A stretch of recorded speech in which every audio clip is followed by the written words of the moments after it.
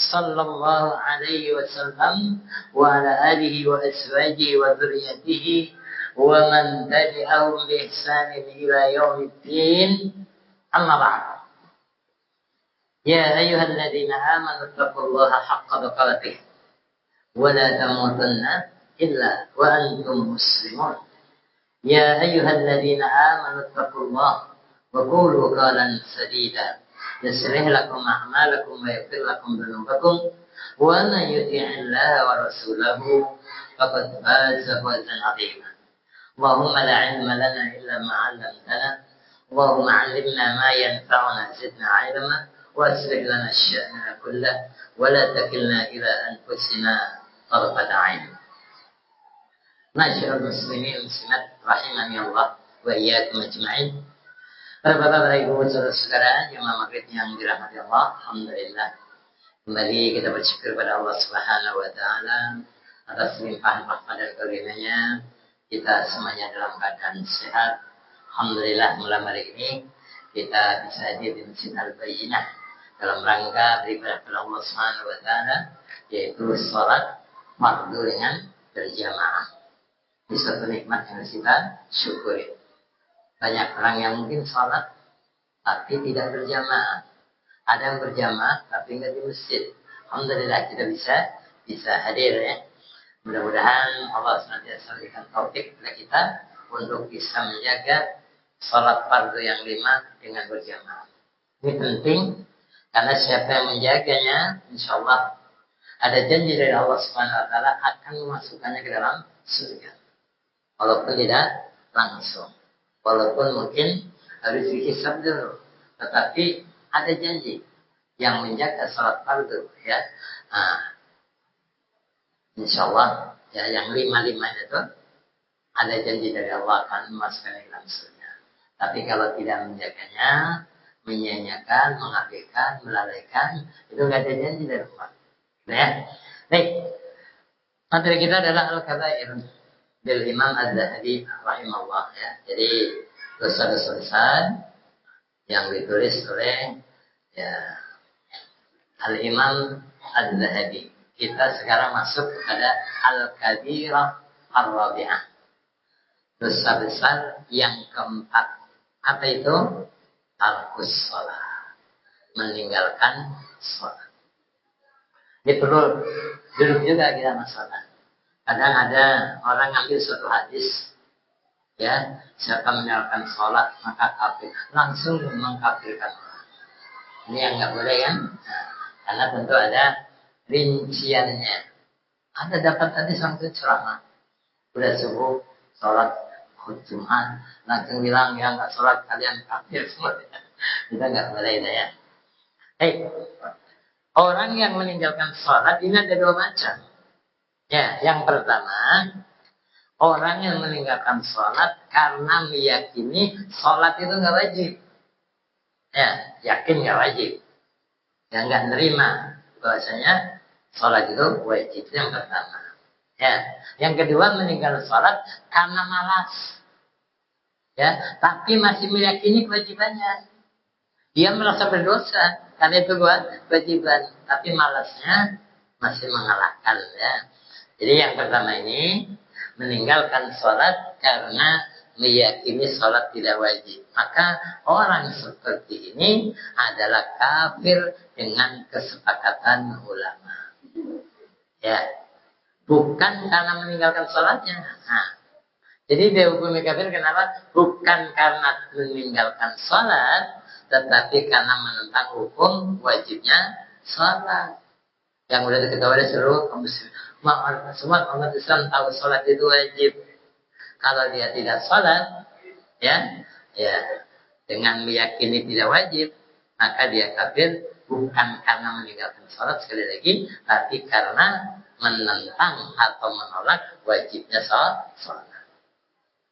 Jadi orang seperti ini bisa berkeyakinan. Kenapa kok bisa punya keyakinan ya tidak wajibnya sholat? Memang tentunya ada beberapa sebab. Orang yang meyakini sholat itu tidak wajib baginya, ada beberapa sebab. Ya, yang pertama, karena terkena syubhat liberal atau sekulerisme. Jadi orang yang terkena syubhat ini biasanya meyakini bahwa sholat hanya wajib zaman Rasulullah saja. Ya seperti zakat gitu ya. Ketika Nabi meninggal, sebagian sahabat ada yang tidak mau bayar zakat. Atau dia meyakini bahwa sholat hanyalah suatu sarana. Sarana apa? Untuk mengingat Allah. Ya. Akhirnya sholat tadi dikiri. Kata Allah, jadikanlah sholat untuk mengingatku. Jadi tujuan sholat itu untuk mengingat Allah. Jadi orang ini menganggap ini sholat berarti sarana untuk mengingat Allah. Sehingga kalau ya akhirnya mengatakan apa? Jika sudah ingat Allah, untuk apa sholat? Jadi kalau boleh dikembangkan ya analoginya, makan kan karena lapar. Kalau udah kenyang untuk apa makan? Ya kan, haus minum karena haus kan. Jadi seterusnya. Ini tentunya tidak benar. Memang betul dalam Al-Quran ada wa ini sholat dan dirikanlah sholat untuk mengingatku. Nah, di antaranya sholat itu mengingat Allah SWT. Tapi tentunya bukan sekedar sebagai sarana. Karenanya ya atau sebab lain kalau ini kan tadi ya kekeliruan dalam hal ini juga kadang karena merasa dirinya telah sampai kepada derajat ma'rifah atau hakikat. Kan ada tarikat kan, ada ma'rifah, ada hakikat, ada tarikat. Ini orang yang bagi-bagi itu kan. Sebenarnya kan tidak ada pembagiannya itu kan. Jadi kalau sudah sampai tingkatan ma'rifatullah atau hakikat, sehingga merasa bahwa kewajiban sholat sudah gugur. Nggak wajib lagi, karena sudah sampai puncak. Jadi yang berkewajiban sholat hanyalah yang masih berada pada derajat syariat. Ya, yang syariat ya belum sampai kepada hakikat atau makrifah. Ada makrifah, ada syariat, ada hakikat. Ini bagian orang tasawuf maksudnya. Jadi orang yang mengingkari kewajiban sholat telah keluar dari umat Nabi Muhammad Sallallahu Alaihi Wasallam. Kenapa? Karena orang yang mengaku sebagai umat Nabi Muhammad SAW maka harus mengikuti syariatnya. Dan Nabi nggak pernah berhenti sholat. Ada yang lebih tinggi derajatnya dari Nabi? Tentu nggak ada kan? Jadi sementara Rasulullah SAW ketika sakit bahkan sakit yang mengantarnya kepada wafatnya beliau, ya tetap mendirikan sholat. Udah wudhu pingsan. Tanya udah sholat kalian? Belum ya Rasulullah menunggu. Nabi berwudhu lagi, pingsan lagi. Jadi dan sholat terus. Kemudian apakah ada orang yang mengingkari kewajiban sholat? Ya, lebih makrifat dari Rasulullah enggak? Katakanlah wali siapa? Ada nggak yang lebih tinggi derajat dari Rasulullah SAW? Jadi mereka juga tidak akan mampu menyebutkan satu dari sahabat saja yang telah mencapai derajat makrifat kemudian meninggalkan sholat. Padahal kurang apa coba Umar bin Khattab? Orang sedang perang aja nampak oleh dia di mimbar di Madinah. Masa minggir ke bukit ke gunung supaya selamat. Kedengaran pula oleh orang. Ini kan wali yang masya Allah. Ya, nah, jadi betul-betul para sahabat itu tingkatannya jauh. Bahkan dijamin masuk surga para sahabat. Radhiyallahu anhum wa radu an Allah ini mana mereka? Gelar paling tinggi, gitu kan? Jadi mengapa mereka bisa terjerumus dalam syubhat ini? Ya, menganggap sholat nggak wajib lagi-laginya karena mereka telah salah dalam menafsirkan firman Allah surat Al-Hijr ayat 99. Ini sering kita dengar ya. Mungkin saudara-saudara kita yang sering berjalan yang satpam kurus kadang membacanya bisa sering dengar dulu. Ya. Wa'bud rabbaka hatta ya'tiyakal yaqin. Dan sembahlah Tuhanmu sampai datang kepadamu yang diyakini. Al yakin di sini maksudnya ajal. Suruh beribadah, suruh menyembah Allah, suruh sholat sampai ajal menjemput, bukan sampai yakin. Jadi orang kadang seperti itu. Yang penting terus sampai yakin. Dengan baca nggak paham nggak apa-apa terus, yang penting yakin nanti. Jadi baca aja terus buku itu. Padahal yang dimaksud dengan keyakinan pada ayat ini maksudnya adalah kematian. Jadi wa'bud rabbaka dan beribadah kepada Rabb kalian, kepada Rabbmu, kepada Tuhanmu, hatta sampai ya'tiyakal yakin, datang kepadamu yang yakin, maksudnya aja. Jadi ayat yang memerintah kita untuk beribadah kepada Allah sampai ajal tiba, ayat ini justru mereka tafsirkan dengan meninggalkan ibadah jika telah mencapai derajat yakin atau ma'rifah. Kan ada syariat, ada ma'rifah, ada hakikat, gitu kan? Jadi kalau sampai tingkatan itu hal yakin, berarti nggak perlu sholat lagi. Ini pemahaman atau penafsiran yang keliru. Itu yang pertama. Masyaallah muslimin muslimat rahimani Allah wa iyyakum ajma'in. Para bapak, para ibu, saudara-saudara jemaah maghrib yang dirahmati Allah. Yang kedua, meninggalkan sholat karena malas. Banyak ya, tetapi masih meyakini kewajibannya. Yakin dia sholat wajib. Dia merasa berdosa juga. Banyak, kalau saya dulu waktu zaman masih banyak angkot. Naik angkot hanya di mobil itu. Yang ke pasar, sampai supirnya bilang gitu kan. Tahu aja gitu. Kadang menyalahkan Allah. Kenapa saya dirugikan susah dan miskin? Coba saya kaya. Saya akan ke masjid, akan bersedekah, akan nyifat. Kenapa saya bermiskin sibuk waktu habis jadi untuk cari nafkah? Nah itulah. Menyalahkan Allah. Bahaya. Jadi para ulama memang berbeda pendapat terkait hukum orang yang meninggalkan sholat karena malas. Ya, karena malas, bukan karena menolak wajibnya sholat. Jadi secara umum memang ada 3 pendapat. Yang pertama, hukumnya dosa besar. Tidak sholat karena malas. Ini dosa besar. Seperti hanya dosa mencuri, dosa berzina, dan dosa-dosa besar yang lainnya. Tetapi tidak dihukumi kafir. Tapi dosa besar. Ya, ini adalah pendapat mayoritas mazhab Hanafiyah, ya, Malikiyah, dan juga Syafi'iyah.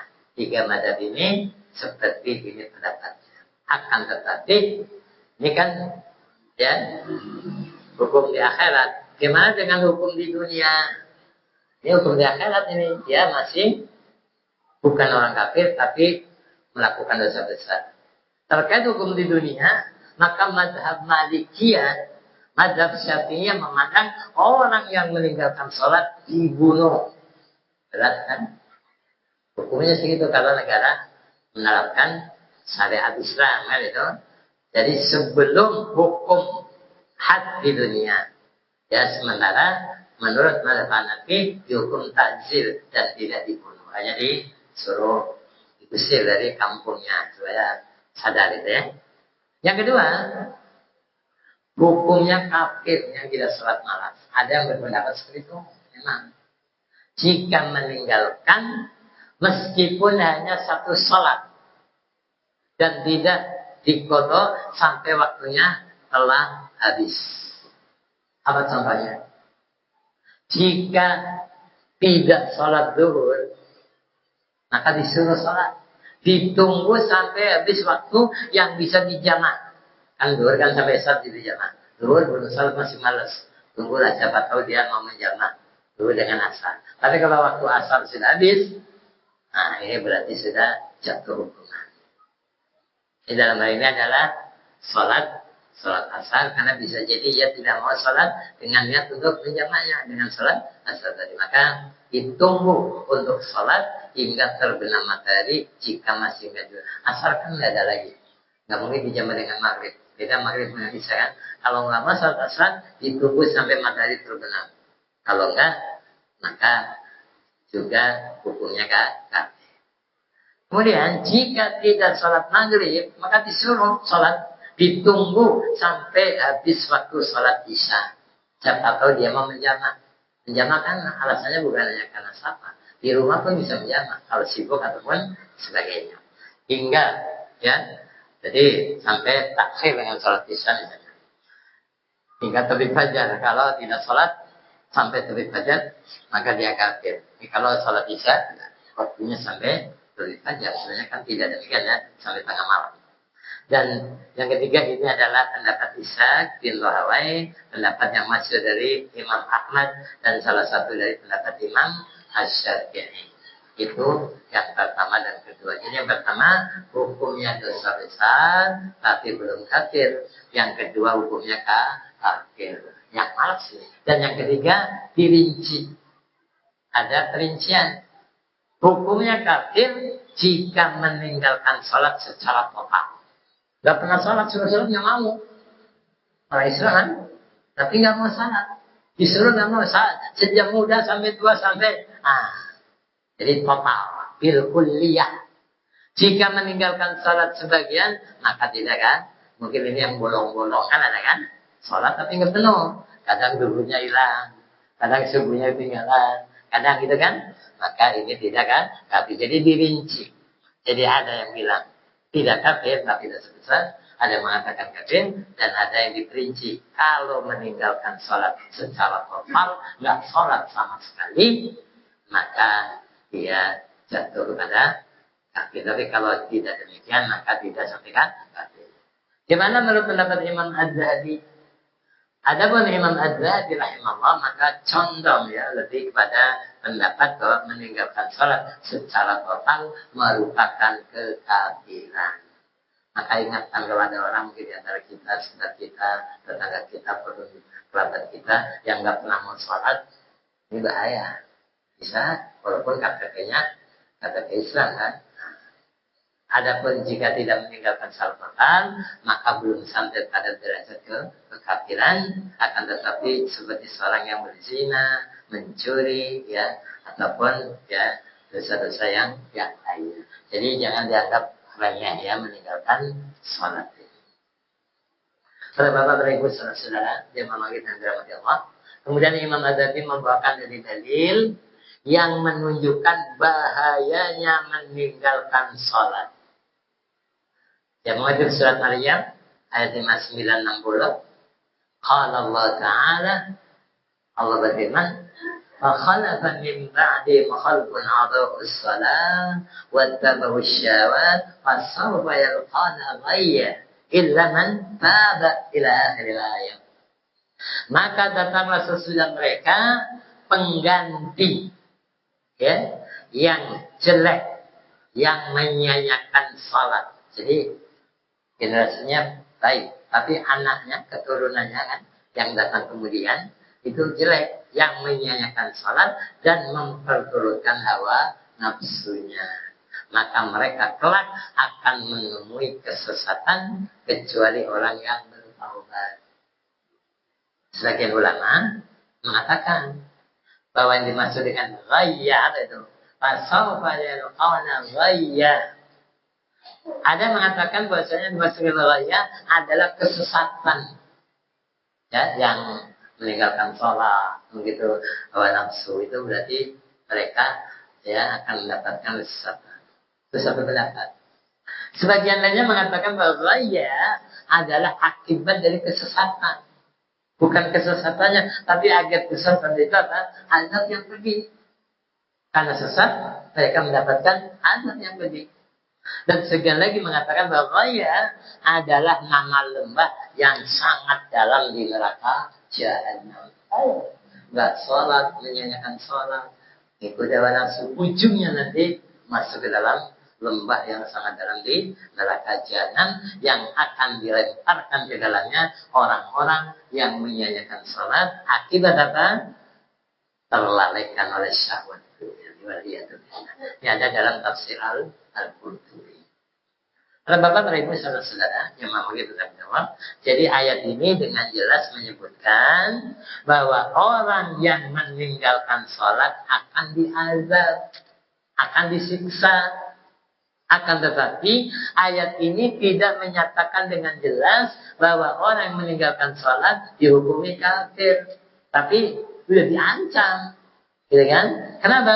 Karena tidak semua orang yang masuk neraka adalah orang kafir. Jadi bukan hanya orang kafir yang masuk neraka. Orang beriman juga kalau melakukan dosa besar termasuk yang melalaikan ini akan juga masuk ke dalam neraka. Cuma yang kekal kan orang kafir yang begitu.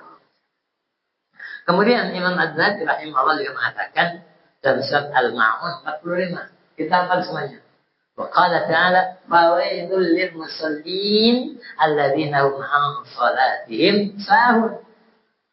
Maka kecelakaanlah bagi orang-orang yang sholat. Ini jangan sampai sini berhenti. Harus lanjut. Nanti salah paham kan? Orang sholat kok ya celaka kan itu. Maka kecelakaanlah bagi orang-orang yang sholat, yaitu orang-orang yang lalai dari sholatnya. Sholat lalai. Kan? Apa maksud kata lalai? Itu juga kita perlu hati-hati. Nampaknya ya, kalau kita tahu pasti akan lebih hati-hati lagi. Apa itu lalai bahasa Indonesia kita paham ya. Tapi apa maksud ayat ini? Pengertian lalai, maka terkait dengan nama pertama makna wail. Wail, maka ada beberapa pendapat di antaranya adalah gunung di neraka. Itu wail.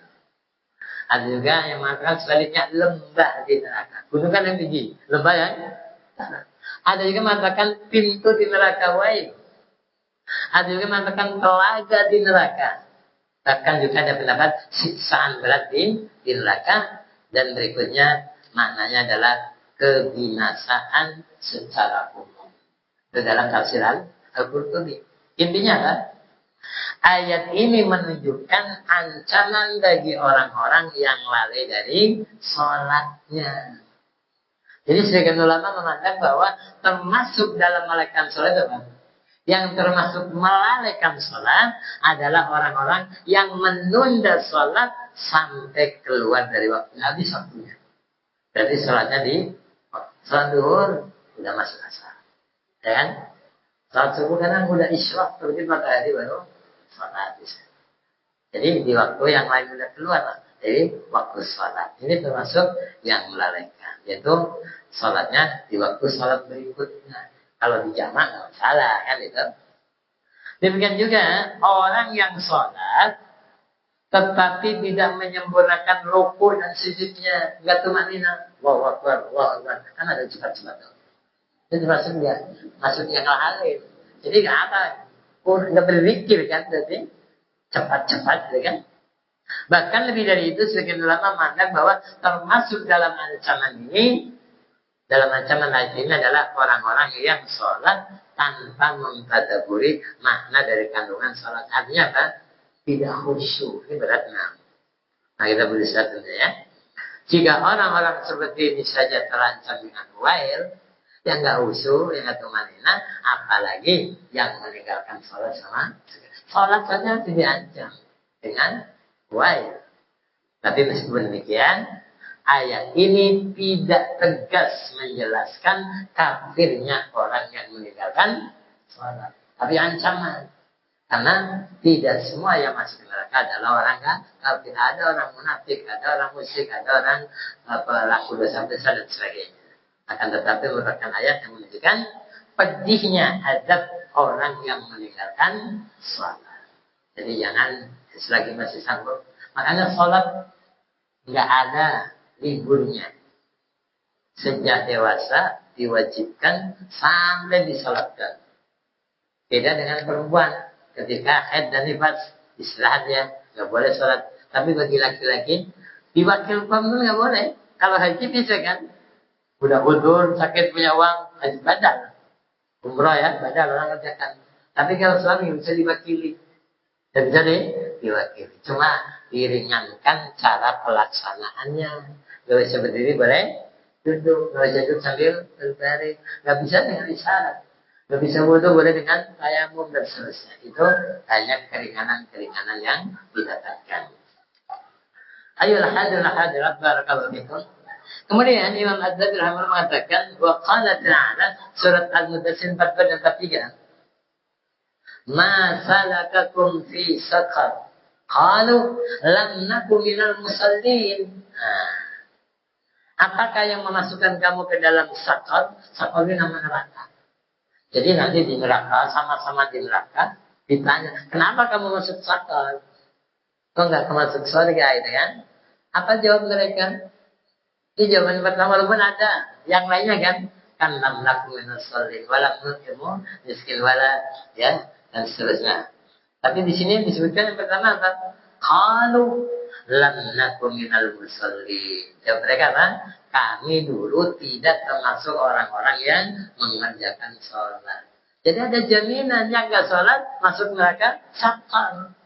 Jelas Allah mengatakan kisahnya nanti akan ditanyakan kepada orang masuk neraka. Hei, kenapa kamu masuk sini? Oh, dulu kami nggak sholat. Berarti apa balasan nggak sholat? Neraka. Ya kan? Maka hati-hati ya. Sholat itu betul-betul kalau bisa memang gitu. Makanya doa bukan hanya untuk kita, tapi untuk generasi kita. Allah maj'alni muqimas shalah wa min dzurriyyati. Ini resen kata. Ya. Jadi doanya itu. Allah maj'alni muqimas shalah wa min dzurriyyati. Begitu juga anak keturunan. Jadi para penghuni neraka ini akan terjadi. Allah sudah kabarkan. Ketika ditanya tentang sebab mereka masuk neraka, jawabannya apa? Jawaban pertama mereka adalah kami dulu tidak termasuk orang-orang yang mengerjakan salat. Qalu lam nakum minal musallin wa lam naqnut al-miskin wa kunna naqudul al-qaidin. Kan itu dan seterusnya. Tapi yang pertama disebutkan enggak salat. Ya. Jadi mereka meninggalkan salat, maka masuk ke dalam neraka. Ini menunjukkan apa? Menunjukkan bahwa meninggalkan sholat merupakan dosa yang sangat besar. Sehingga disebutkan pertama oleh para penghuni neraka. Masyaallah muslimin, as'adakumullah hayatakum, para bapak ibu saudara-saudara, jamaah imam berbahagia. Kemudian Imam Az-Zahabi juga mengatakan bahwa Imam Ahmad bin Majah dan Tirmidzi, wa qala sallallahu alaihi wasallam, dan Rasulullah bersabda, al-ahdul ladzi bainana wa bainahum as-shalah faman tarakaha faqad kafar. Perjanjian antara kita dengan mereka, siapa mereka? Kita tentu orang beriman. Mereka itu orang-orang munafik. Mereka kan sholat, tapi kan bisa sama subuh jarang. Itu paling berat itu kan. Perjanjian antara kita dengan mereka itu orang-orang munafik adalah sholat. Faman taraka faqad kafar. Siapa yang meninggalkannya maka dia kafir. Jelas ini. Ya. Jadi maksud dhamir katakan di hum ya adalah kaum munafikin, dan dimaksud dengan al-ahdu ada al-umdah, yaitu yang menjadi patokan dalam memperlakukan hukum Islam ya pada kaum ya munafikin adalah sholat. Jadi yang dihukumi yang lain. Dia sholat berarti hukuman orang Islam. Dia dilindungi hartanya, dilindungi jiwanya, nggak boleh dibunuh, nggak boleh dirampas harta. Tapi kalau nggak sholat, maka dia berarti kafir, jelas. Jadi orang munafik kan sebenarnya nggak beriman, tapi dia sholat. Jadi kita menghukumi secara doair karena kita nggak tahu isi hati orang kan. Makanya nahkumu bidoair. Ya kita menilai orang, menghukumi orang itu dengan yang nampak. Wallahu yatawalla sarair. Kalau Allah menilainya yang tersembunyi hati kita. Makanya innallaha la yanzuru ila ajsamikum wa la ila suwarikum walakin yanzuru ila qulubikum. Allah tidak melihat pada jasad fisik kamu, bentuk rupa kamu, tidak juga pada ya, tetapi yang dilihat adalah hati kamu. Jadi di akhirat yang dilihat itu masalah hati, amalan hati. Termasuk keikhlasan, malah mati gitu kan. Jadi inilah ya. Jadi siapa yang meninggalkan maka kafir, yaitu akan disikapi sebagaimana orang-orang kafir. Tapi kalau masih sholat maka dia diperlakukan sebagaimana orang Islam. Urusan dia pura-pura itu urusan Allah yang begitu. Nah, di sini sangat tegas menyatakan bahwa orang yang meninggalkan sholat dia adalah kafir. Karena Nabi bilang apa? Paman tarokaha. Siapa yang meninggalkannya? Ini menunjukkan apa?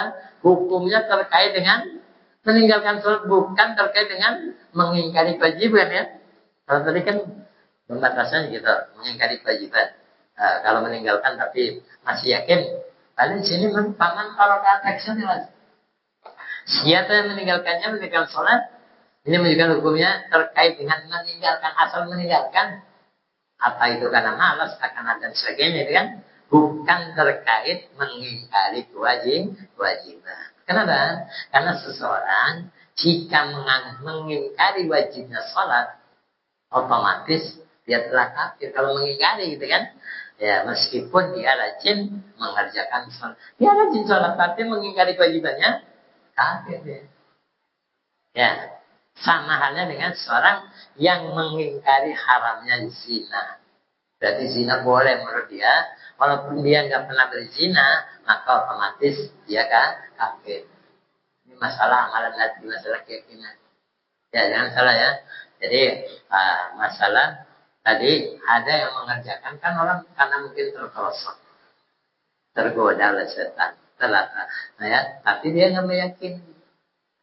Zaman nanti kan ada orang sampai jatuh zina kan, makanya ada dihukum, dieksekusi, dirajam. Tapi dia bertobat malam itu tadi, bersihkan di dunia, ya kan? Jadi ya, tapi meyakini bahwasanya itu dilarang, itu haram. Tapi dia misalnya melanggar karena misalnya tergoda, misalnya oleh syahwat dan sebagainya, tapi dia nggak kafir, tapi melakukan dosa dan bisa bertobat kan begitu. Kemudian Imam Az-Zahabi rahimahullah mengatakan, waqal man fatatu salatul asri hadithu amalu. Dari Majah. Siapa yang meninggalkan salat asar, maka amalnya akan gugur. Ini memang kalau menurut Ibn Abdul Bar, ya, ini disebut asal, maksudnya bukan hanya asal. Tapi kalau yang kuat memang asal. Karena ada makanan khusus kan. Hafidu ala sholawati wa salatul wusta. Jagalah sholat-sholat, terutama sholat wusta. Itu kan sholat asar. Memang beda gitu ya. Jadi kalau menurut Ibn Abdul Bar, rahimahullah, bahwa penyebutan sholat asar tidak menegasikan adanya kemungkinan bahwa sholat-sholat yang lain hukumnya sama. Diikutkan dengan hukum meninggalkan sholat asar. Jadi alasannya apa? Penyebutan sholat asar secara khusus di sini ilahnya karena waktu asar adalah waktu di mana orang-orang sudah letih dari pekerjaan mereka, atau waktu di mana mereka semangat untuk segera menyelesaikan pekerjaan. Karena kalau udah habis asar, menjelang asar itu kerja enak aja tuh. Tanya betul bertanggung dikit lagi, tahu-tahu ada itulah. Tapi ini cuma logika, nggak ada dasarnya, dengan makanya ditolak. Makanya Imam Nawawi mengkritik pendapat ini. Itu kan kita pendapatnya. Kenapa? Karena ilah atau sebab pengkhususan penyebutan sholat asar tidak disebutkan dalam dalil. Kenapa kalau sholat asar kan gitu. Jadi sementara ilah disebutkan oleh Ibn Abdul Bar hanyalah dengan dugaan beliau, bukan kepastian. Tapi kita lagi pendapat gitu kan. Untuk hati-hati ya kita. Maka tidak bisa dilakukan kias dalam hal ini ya. Demikian juga pada sholat ya 5 waktu. Kalau diperhatikan, maka potensinya coba malah yang lebih berat, meninggalkan sholat asar atau sholat subuh. Mungkin subuh lebih berat kan? Masih ngantuk masih apa gitu kan? Nah, jadi potensi ya orang-orang untuk meninggalkan sholat subuh lebih besar. Karena lezatnya kantuk dan tidur masih enak. Namun nas tidak menyebutkan sholat subuh. Gitu. Terlebih lagi ada nas lain, dalil lain tentang bahaya meninggalkan sholat asar. Ada riwayat Imam Bukhari. Lebih jelas. Man taraka salatal asri faka'annama wutira ahlahu wa malahu. Siapa yang meninggalkan sholat asar, maka seakan-akan kehilangan keluarga dan hartanya. Ya, kan berat ini ya. Jadi seakan-akan gitu, kerugiannya seperti itu. Kemudian Ibnu Taimiyah mengatakan, wa hubutul amali la yutawa'adu bihi illa ala ma huwa min a'dhamil kaba'ir. Ya, ancaman gugurnya amal. Kan kalau meninggalkan sholat kan gugur tadi, tidaklah diancamkan kecuali pada perbuatan termasuk dosa-dosa besar dan dosa-dosa berat. Ancamannya gugur amalan tadi. Wa kadzalika tafidul asri a'dham min tafidi ghairiha fa inna as-shalah al-wusta al-makhsusa bil amri bil ma'ruf 'alayha. Nah, demikian juga meninggalkan sholat asar. Lebih parah daripada meninggalkan sholat yang lainnya. Kenapa? Karena sholat asar adalah sholat al-wusta yang diperintahkan oleh Allah secara khusus menjaga. Apa bedanya sholat asar dengan yang lain? Tahu nggak maju dibandingkan sholat yang lain? Sholat asar diwajibkan kepada umat yang lain. Bisa Nabi Sulaiman kan? Gara-gara lupa sholat asar kan? Sibuk dengan kuda-kudanya. Berarti dulu diwajibkan sholat asar. Tapi yang lain kan nggak ada riwayatnya. Itu utamanya. Makanya usulnya. Ya, makanya saya katakan oleh Syekh Ibnu Taimiyah. Ya. Wa yallati furidat ala man kana qablana. Jadi sholat asar difardukan diwajibkan pada umat terdahulu. Fadayauha. Tapi mereka juga menyanyiakan. Faman hafadhu 'alaiha, siapa yang menjaga salat asar, falaul ajru marratain, dapat pahala 2 kali. Karena amalan orang dahulu dan amalan syariat Nabi Muhammad. Allati fatat Sulaiman fa'ala bil khairi marra. Maka ketika Nabi Sulaiman gara-gara kuda-kudanya bagus, lupa salat asar, apa dia? Dia sembelih kuda-kudanya. Ini gara-gara kuda nih lala gitu. Sanggup nggak kita? Yang sibuk dengan mobil-mobil dibuang. Sanggup nggak? Enggak. Kalau sahabat juga Umar bin Khattab gimana coba? Tapi kalau sholat jamaah, udah infakkan saja nih. Intinya apa? Hadis ini merupakan dalil tegas yang menunjukkan bahwa meninggalkan satu sholat saja, yaitu sholat asar, maka ancamannya berat, yaitu bergugurannya amal pelakunya tadi. Apalagi kalau meninggalkan ya yang banyak. Tapi maksud amal gugur pada di sini memang ada beberapa pendapat. Kita selesaikan ya, ada 3 pendapat. Maksudnya gugur itu apa? Ya, kan tadi hakitu amalur ya. Yang pertama, yang gugur adalah amal hari itu saja. Hari itu sholat asarnya ya gugur. Kenapa? Karena sholat asar adalah sholat terakhir di siang hari. Maghrib kan masih sholat malam. Dan malaikat siap melaporkan amal hamba kepada Allah. Ternyata hamba tadi nggak mengerjakan sholat asar. Maka gugurlah seluruh amalnya pada hari itu. Sholat subuh, sholat duhur, hangus. Kira-kira gitu ya. Ini pendapat yang pertama. Yang kedua, maksud dari gugur adalah berkurang pahala amalan pada hari itu. Tentu iya kan? Karena memang tidak dikerjakan. Adapun Nabi menggunakan lafaz gugur untuk ancaman. Ya, maksudnya gugur sebagian saja. Dan yang ketiga, yang gugur adalah kesempurnaan pahala sholat pada hari itu. Karena kalau mau sempurna, harusnya 5 waktu dikerjakan semuanya. Ketika tidak dikerjakan yang terakhir, maka gugur kesempurnaan. Nah, tapi bagaimanapun tentu kita ingin sempurna ibadah kita ya, semaksimal mungkin. Jadi di antara rahasianya sholat asar itu dengan sholat lain udah disyariatkan, udah dipatukan, diwajibkan kepada umat terdahulu. Makanya kita kerjakan dapat 2 pahala. Bahkan Masya Allah ya, sholat yang asalnya 50 waktu, kemudian jadi 5 waktu, kita mengerjakannya 5 waktu, pahalanya seperti 50 waktu. Masya Allah ya. Mudah-mudahan Allah SWT memberikan taufik kepada kita untuk ya menjaga dengan baik salat-salat fardu ya yang 5 ini. Ya, demikian barangkali yang saya sampaikan malam hari ini. Insyaallah kita lanjutkan pekan depan. Ya, kita cukupkan dengan mohon ampun kepada Allah Subhanahu Wa Taala, yaitu sama-sama kita ya beristighfar dengan doa kafaratul majlis. Subhanakallahumma wa bihamdika asyhadu an la ilaha illa anta astaghfiruka wa atubu ilaik. Mohon maaf. Wassalamualaikum warahmatullahi wabarakatuh. Wah.